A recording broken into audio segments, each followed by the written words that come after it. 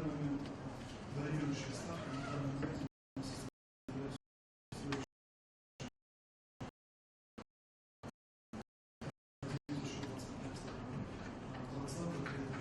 очень важно, потому что до реструктуризации долга платежи по долговым обязательствам в стране были слишком высоки.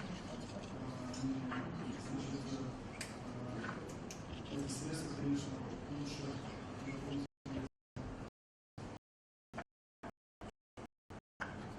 что увеличивает на восстановление экономики, восстановление на рабочих местах и привлечение инвестиций.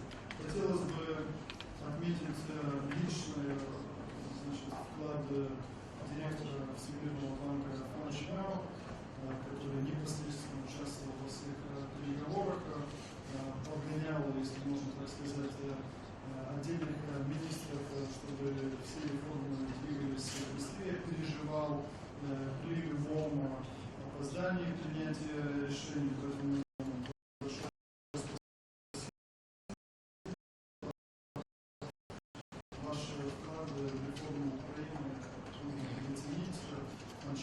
является одним из участников созданного Министерством финансового комитета по назначению директоров государственных предприятий, где у нас есть некий прогресс, но в том же самом есть сумасшедшее сопротивление. Поэтому, начинаем вам и вашей команды благодарность.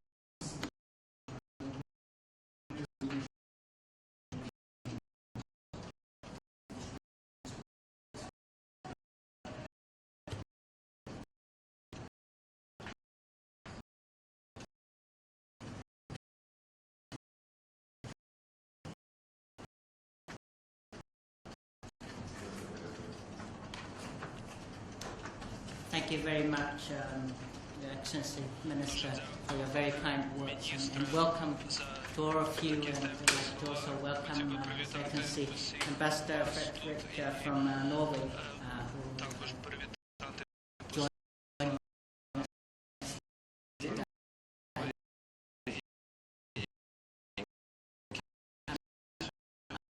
I'm very delighted, ladies and gentlemen, to sign today the long agreement on the second multi-sector development operation, or what we normally call a budget support operation to Ukraine. This is a $500 million loan. Loan is also co-financed by the government of Japan with another $300 million, and the government of Norway for close to about $24 million as well. So this is a very significant operation.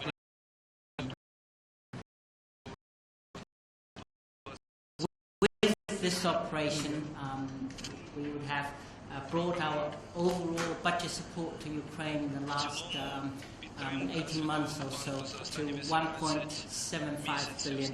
This is the third one. Bring the World Bank Group's total support to Ukraine since May last year to some $3.6 billion. This is the largest ever the World Bank has done in Ukraine, as you all know.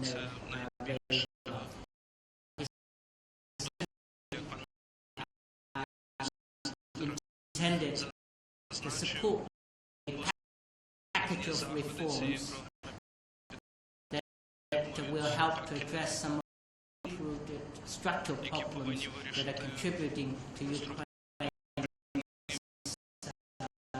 current crisis. This operation will help to promote better governance and transparency and efficiency in the public sector.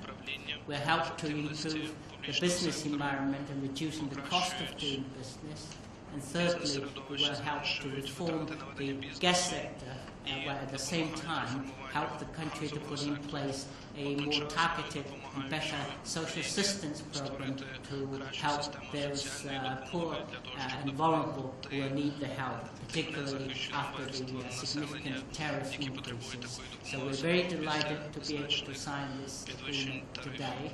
I also wanted to let you know that we're in the process of preparing, taking another operation, another $500 million for the financial sector to our board in September. I hope that in a few weeks' time we'll be able to sign зараз і нашим директорам Ради директорів. Ми сподіваємося, що також зможемо і після того підписати цей проект, як і низка інших проєктів і програм, які ми допомагаємо Україні складати. Також наша технічна допомога спрямована на те, щоб підтримати Україну на шляху дуже важливих і складних реформ, як сказав міністр. Україна зможе вийти з поточної кризи тільки тоді, коли буде продовжувати ці складні реформи, особливо в боротьбі з корупцією і покращення ведення бізнесу. Звичайно, міжнародна спільнота може допомогти і буде допомагати, як ми допомагали і в майбутньому, але майбутнє України в руках народу України, і тому нам дуже приємно сьогодні побачити те, що сьогодні відбувається реструктуризація боргу. Це дуже важлива подія, і це дуже приємний чудовий день для України.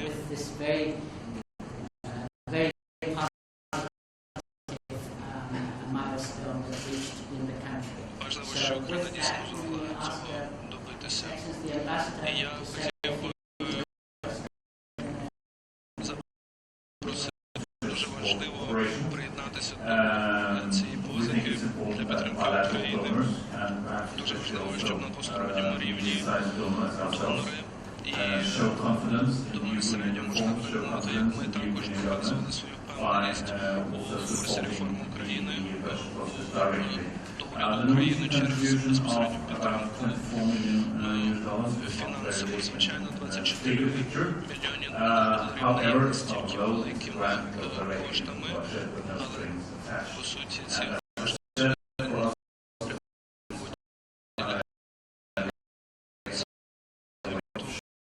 додаткових умов, це просто показує іншим донорам, що даний механізм можна використовувати для прямої підтримки бюджету України. Ми тісно підтримуємо ті реформи, які впроваджує уряд України. Ми тісно працюємо з Міністерством економіки, Міністерством фінансів, з іншими міністерствами і відомствами. І дуже приємно нам те, що ми можемо разом з Світовим банком і з Займою допомогти саме цьому курсу.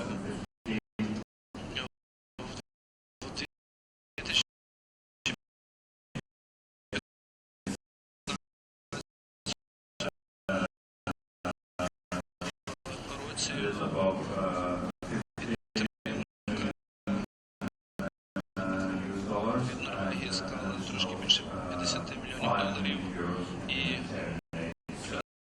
5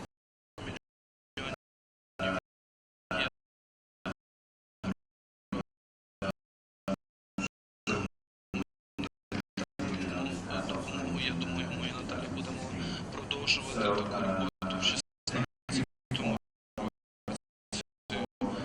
Дуже дякую за те, що дозволили нам приєднатися до цієї програми і бажаю успіху міністерству в реалізації всіх взятих на себе зобов'язань.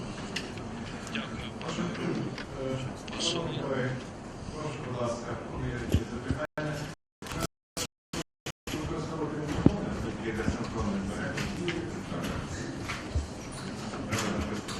А у тебя помехи есть на этом?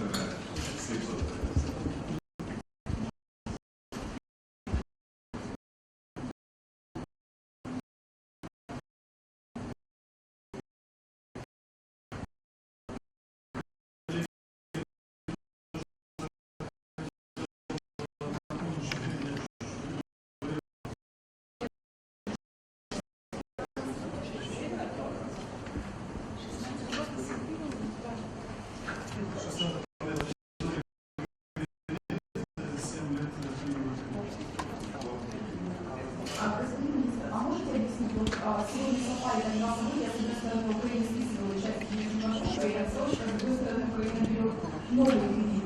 Можете для людей объяснить логику этих событий, чтобы все понимали, почему вы говорите о вещах? И сегодня премьер-министр сказал, что вот те деньги, которые освобождаются, освобождаются, да, из-за этих условий будут направлены на социальные нужды. Можете объяснить, что за социальные нужды и насколько это оправдано в условиях экономического кризиса? Спасибо. Месяц, поэтому все это запланированные мероприятия, на самом деле, первоначальное подписание договора кредитного совет директоров не одобрил уже произошло неделю назад. То, что мы сокращаем долг, это большой успех, потому что в нынешних условиях министр финансов не один раз упоминал, несколько особенно обслуживает такой дорогой и большой долг. Что касается дополнительных кредитов, они, конечно, обязательно нужны.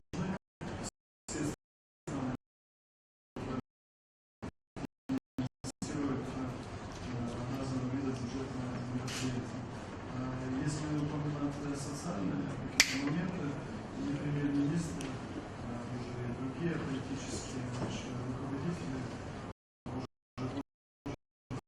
уже не раз говорили, что будут такие технические речи о повышении нами заработной платы. Я ставлю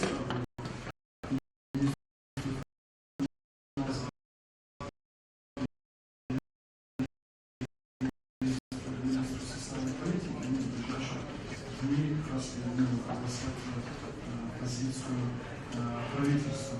В целом мы не отказываемся от своих макрофинансовых показателей, как мы сказали, 2015 год остается достаточно трудным, но уже исходя из наших прогнозов, которые были верны за последние пару недель, даже уже в четвертом квартале намечается рост. А уже 2016 год, исходя из тех макроэкономических стабилизирующих мероприятий,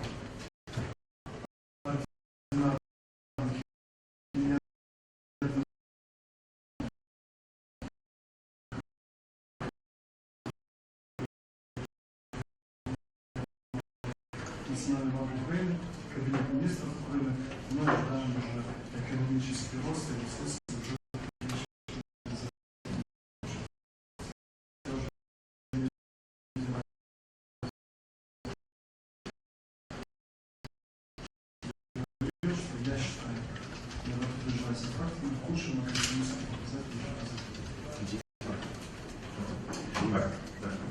А уточните социальная помощь.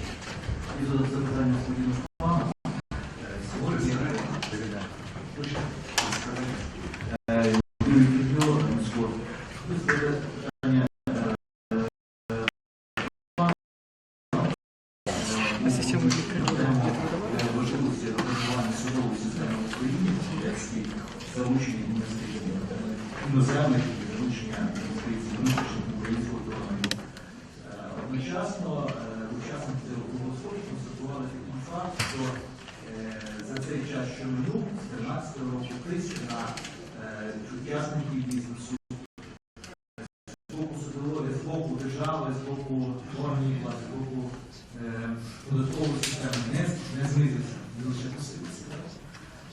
І одночасно ми маємо справу з процесом, який можна називати реприватизацією, з процесом боротьби проти власників. Як ви ставитесь до цих процесів реприватизації? Що потрібно робити, щоб ситуація на ринку інвестиційному нормалізувалася в Україні? Дякую.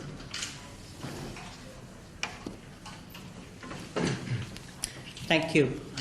Let me say the following. Дуже дякую. Я хотів би First, I think absolutely покращення essential інвестиційного for клімату Ukraine's є future. надзвичайно важливим. Clearly, there are many things that need to be Для done майбутнього to tackle України. corruption. Звичайно, дуже багато речей I треба think зробити для judicial того, щоб reform подолати цю is one of корупцію. those. We need to make sure Судова that реформа we є have an independent одним and з clean напрямків. judicial system. Важливо мати чисту, незалежну судову систему. Second, what also needs to be done is to actually to clean up and to streamline the business regulations many of регулювання the бізнесу. business deregulation that the Minister and Minister of Economy are spearheading and supported by this operation is actually about making business regulations simpler, by reducing the number of regulations, by reducing the number of permits, by reducing the number of inspections. All of these are intended and will help to reduce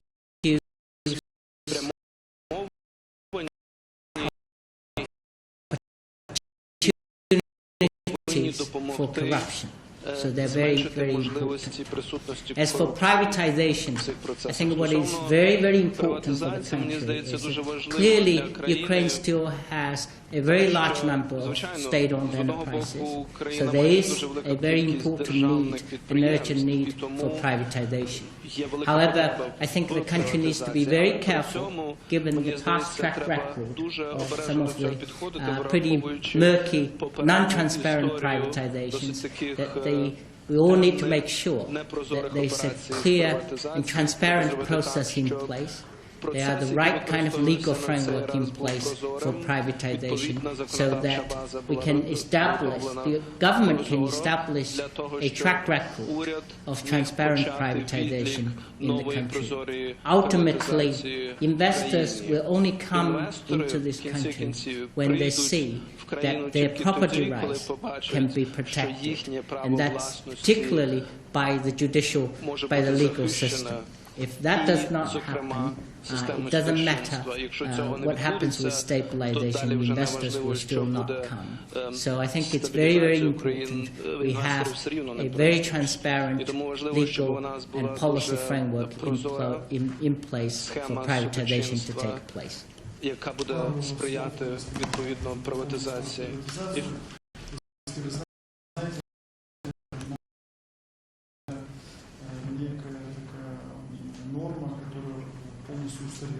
Нет ни в какой другой стране, что сбрасываем 5% пакета практически несуществующий рынок ценных бумаг, на котором ничего кроме этого пакета не торгуется, и притворяемся, что цена, которая определится на этом условии, будет определяющей для продажи контрольного пакета акций. То есть это старая норма, которая использовалась в том числе и рейдерами, и в том числе и в манипулятивных, значит,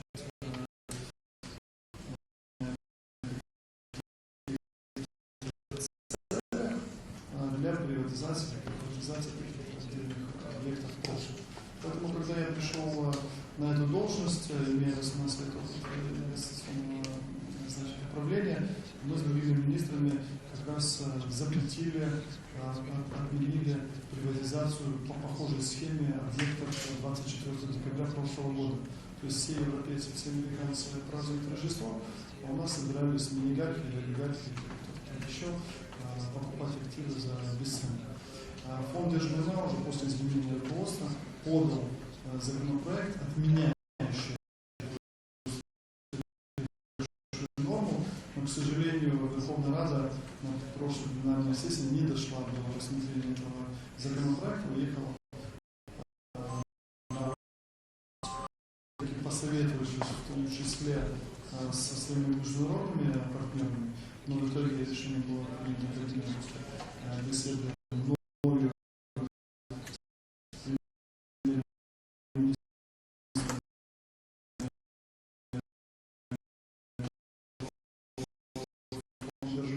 что все-таки мы прекращаем этот аукцион, сражаемся только за то, чтобы Верховная Рада в итоге на этой пленарной сессии приняли отмену этой старой устаревшей, значит, нормы, и двигаемся вперед с приватизацией, не отказываемся ни в коем образе этого, с неким маленьким опозданием. То есть лучше медленнее, но все правильно и профессионально. Что делает фонд Держмина Игоря Белоруса, у которого есть опыт как раз в этой среде, потому что он работал в ЮБС в недавнем прошлом. У него есть около 12 инвестбанков со Всемирным в шорт-листе. Он, как мне сказал, на следующей неделе отберет одного, который будет сопровождать, помогать в процессе продажи дисконтного завода. То есть сначала консультант всемирный, а тогда уже полностью правильно построенный процесс. Лучше на 2 месяца позже, но правильно. Какие цели ставятся? Максимальная прозрачность, максимальная открытость, максимальное количество потенциальных участников. И у нас с министром финансов, особенно и мой совет по реформе госпредприятия, который я создал при министерстве, который Саакашвили, Марк ваш учредитель праздники, Варшавской биржи, Павел Тамбовский, Тарас Лукачук. У нас только с консультантами и только чтобы первые 2 крупных предприятия продавались только те, где есть реальный интерес со стороны стратегических иностранных инвесторов с прозрачной структурой семьи. Не какой-то офшор, за которым скрываются те же самые действующие инвесторы, которые до этого покупали, а реально стратегические инвесторы, которые предприятия будут создавать рабочие места, будут привлекать значит, инвестиции. Со слов Белоса, по Одесскому протоколу есть как минимум 6 иностранных стратегических инвесторов, поэтому давайте их привлекать, давайте строить правильный процесс с значит, правильными советниками. Реструктуризация долга нашей страны показывает, что успеха можно достигнуть только когда привлекаешь реальных значит, правильных советников. Мы здесь привлекаем глаза,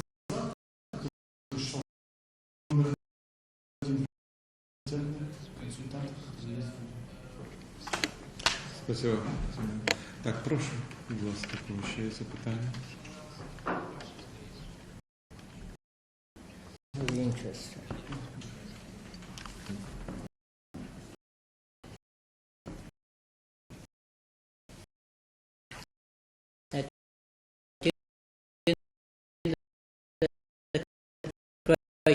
Period, you don't pay any of the principals. На час цього періоду не виплачується тіло кредиту.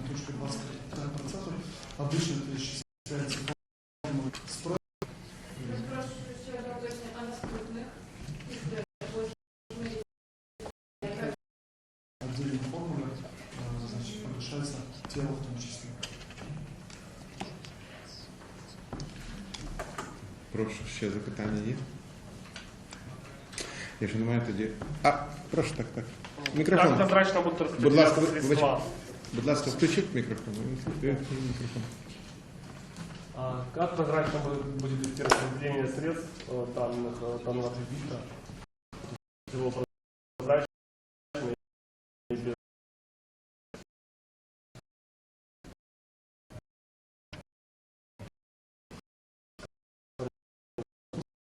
Смотрите, этот кредит, как и, в принципе, все остальные бюджетные средства, они, в принципе, мы считаем, что расходуются прозрачно. Это, конечно, будет создаваться бюджет 2016 года. Министерство финансов. Здесь экономики, в принципе, было в том числе координировать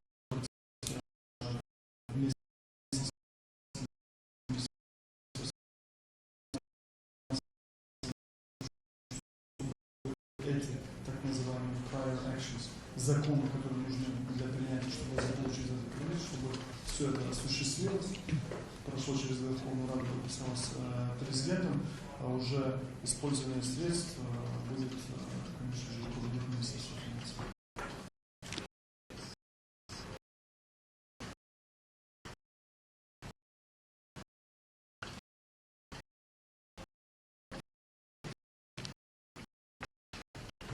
И еще вопросик можно? Так, мікрофон, будь ласка. І представте, якщо. 17 канал, Валерий Игнатьевич.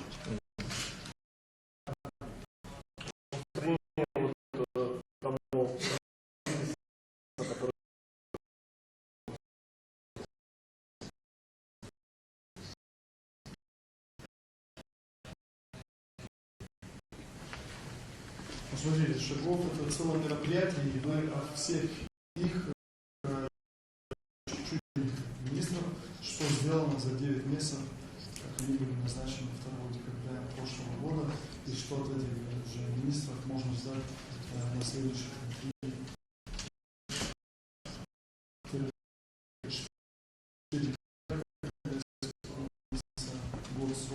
или до конца года. Поэтому, я думаю, отдельным министрам и правительству общих взятых есть про что рассказать. Множество усилий отдельных министров как раз было и направлено на стабилизацию макроэкономической ситуации в стране, потому что, как вы знаете, в начале года было сумасшедшее колебание самой валюты,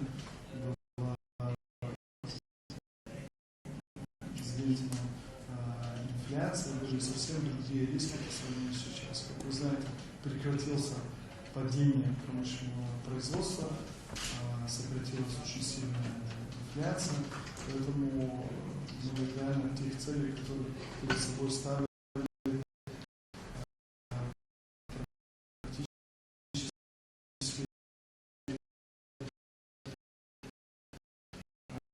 достигли. Одновременно делается массовое количество других мероприятий и реформ, как раз не только стабилизировали ситуацию, а вышли на реальный рост уже в 2016 году, как сказал, по всем ожиданиям уже в 4-м квартале намечается маленький рост. Так что чуть-чуть подождите до завтра, обо всем расскажем подробно.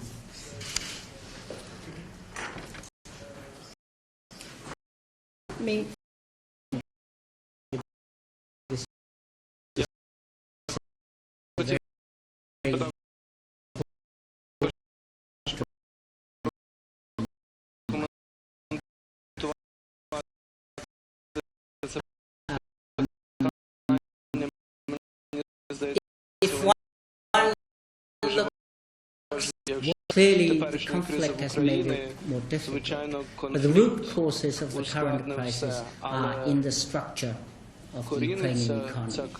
And many of the structural problems, one, how public finance is done, two, the business environment, and three, for example, most importantly, how the energy, particularly the gas sector, is run in the country. I think one would argue that the biggest problem that has contributed to today's crisis in Ukraine is really the governance of the economy and in particular corruption in the economy. So I think to address, to stabilize the economy, clearly of course you need to stabilize change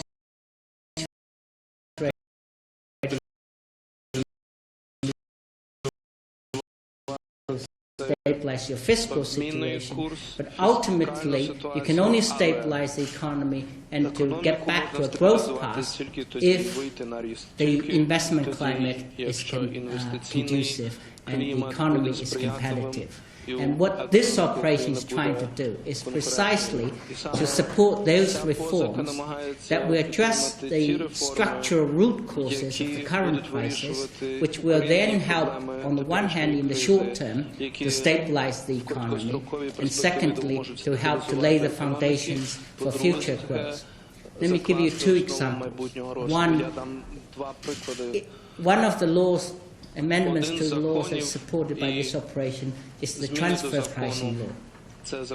As you all know, in the past, the transfer pricing law has been used by different interest groups to siphon off money out of Ukraine, put them into offshore accounts, and then some of them will take some of this money as foreign investment into the country. But it's used basically as a tool to avoid paying any taxes in the country. So if we can change that law and make it more transparent and equal to everybody, this will help to reduce tax avoidance and will help to improve fiscal revenue going forward. So that's one example. The other example, of course, you all know very well, is the gas sector. I think this has been probably the most important source of corruption in the country in the last 20 years or so.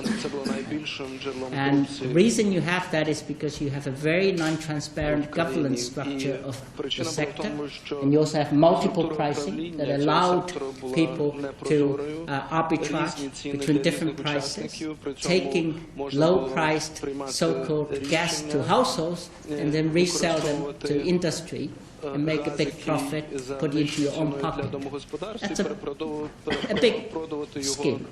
Again, what this operation tries to do is to want to help the government put in place a longer-term restructuring plan for the gas. Of course, one thing we're very concerned about is when you have tariff increases, you want to make sure that the poor people can be protected.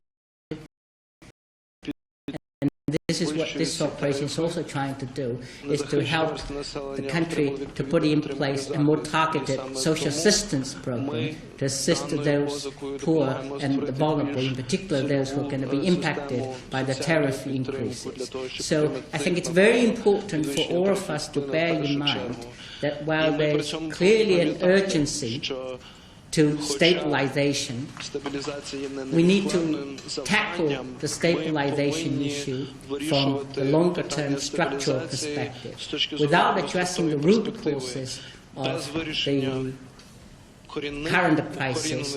The solutions in the stabilization will not be sustainable. So it's very important we take short-term measures. We also take some of these longer-term measures that will help to address some of the root causes of the problem.